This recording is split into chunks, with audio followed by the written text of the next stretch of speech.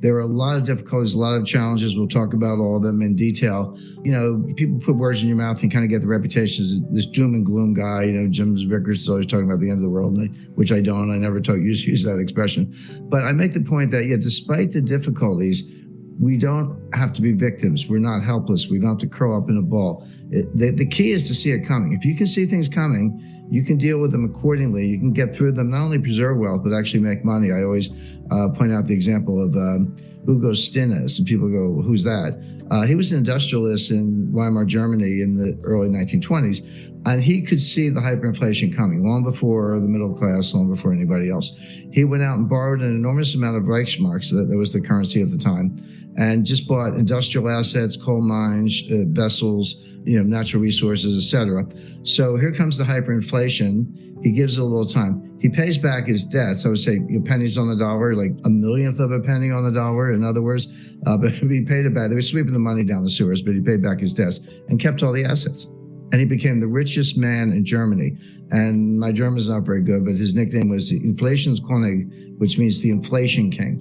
So there are other stories like it, Joseph Kennedy in the 1929 crash. But here's a guy who lived through the greatest hyperinflation of any modern industrial economy and ended up as the richest man in Germany because he saw it coming and made the right move. So again, we're not helpless. We can do things about it. But the key to empowerment, as I say, is to see it coming. That's where the analysis comes in. And you're like, Jim, are you smarter than everybody else? Of course not. There are a lot of big brains around, but people have flawed models. There's a lot of behavioral psychology behind it. The confirmation bias, or believing the future will resemble the past, which it usually does not. And so if you're going to stick to those models, you're going to get really bad results. It's hard to think of an institution that has a worse forecasting record than the Federal Reserve, or the U.S. Federal Reserve, with the possible exception of the IMF. They're both pretty bad. I mean, you could almost take the Fed forecast, do the opposite, and be just fine. There's more to it than that, but they just stick to these really bad models. But if you understand how the economy really works, if you understand it's a complex dynamic system, all I've done is I've taken complexity theory, which has been around for a while. I mean, you can say 13 billion years because the Big Bang was the ultimate complex dynamic paradigm shift or phase transition. But the science of complexity, understood in mathematical terms, really dates to kind of the early 60s. But it's been used very successfully in physics. It has a lot of applications. All I did was bring it over to capital markets. I looked at capital markets and said, wait a second, here's one of the most complex dynamic systems you can picture. And then there's nothing more complex than the human brain. So you're putting humans on top of capital markets. You've got complexity squared or some exponent.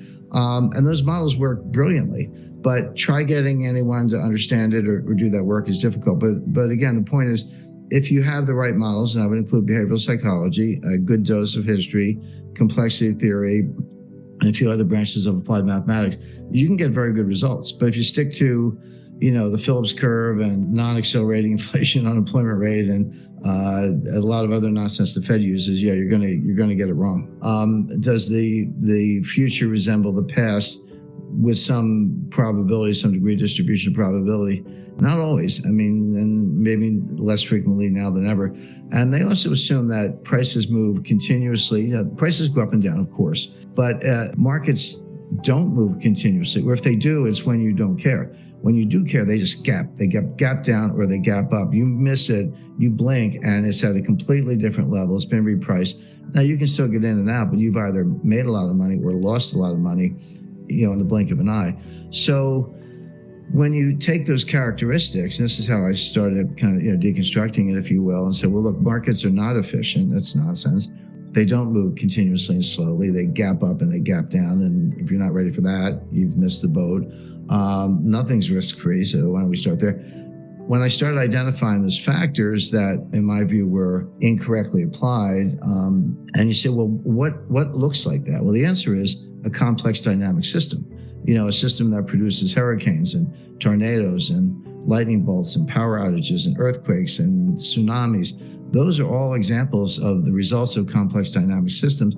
An earthquake doesn't sneak up on you. It just it just, the ground falls out from under you instantly. And that's what happens in markets. So then I said, well, maybe that's a better model. Of course, it is. Things evolve all the time. Another tool, intellectual tool, applied mathematical tool, uses Bayes Theorem without getting too much in the weeds.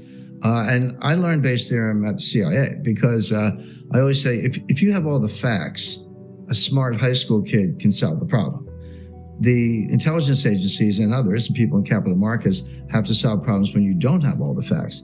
But you have no choice. In national security or defense, it's literally life or death. On Wall Street, it could be your fortune or your client's fortune. So you don't have the luxury of just throwing up your hands and say, well, I'm going to wait till I get more facts. That's what Janet Yellen did, but that doesn't work in the real world. She's kind of detached from that. So how do you solve problems when you don't have all the facts you need to really solve the problem, and you know it, but you have to deal with it anyway because it's coming at you?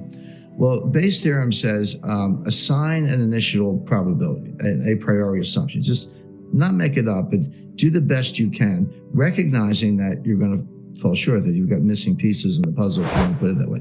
And if you have no facts at all, and it's a binary outcome, give it 50-50. It's like, it's not quite 50-50, but red or black on a roulette table, it's a little less than 50-50. It was close enough. You say, it's either going to be red or black, don't know which. I'm going to give it a 50-50. And then what you do, this is what statisticians hate, you update it based on subsequent facts. As new facts come in, you put them back in the model, you update it, and what you'll discover is that your probability either goes up or down. Well, if it goes down more than a certain amount, you discard it. You say, well, that's wrong. I just do it again. But if it goes up, what you're doing is making it more and more likely that your assumption was true. And so eventually you can get up to the 80-90% level. And that's not 100%, but it's pretty darn good. But there's a tension, which is, okay, as you're updating, and this is something that was explained to me by Henry Kissinger. So imagine a simple graph, and the vertical axis, the y-axis, is the probability of a certain outcome, and the x-axis is a timeline. Basically, you convert that into the amount of information you have. How much information do I have? How much time do I have to make a decision? Well, at zero, at the outset, you have no information, or very little, but you have a lot of time. You have a lot of degrees of freedom. But as you move across the x-axis, as you move down the timeline, what you discover is you get more and more information, which is a good thing. So that curve is going up, but you have less and less time, fewer degrees of freedom. That curve is going down. So when you get all the way to the other end, it's like, hey, I have perfect information, but it's too late. It's over. I missed either, war started, or I lost all my money, or something bad happened. So what you look for is the sweet spot in the middle, call it the Kissinger cross, where I have enough information to be smart, but enough time to have degrees of freedom and be able to act. You look for that sweet spot in the middle, and that's when you act. And with a little humility is a very good tool, a good addition to the formula. So as I say, in the CIA, you never have enough information. You're always trying to get more, but you have to do the best you can and kind of make assumptions and make forecasts, because you don't have the luxury of sitting back. You can't wait for 10 9/11 events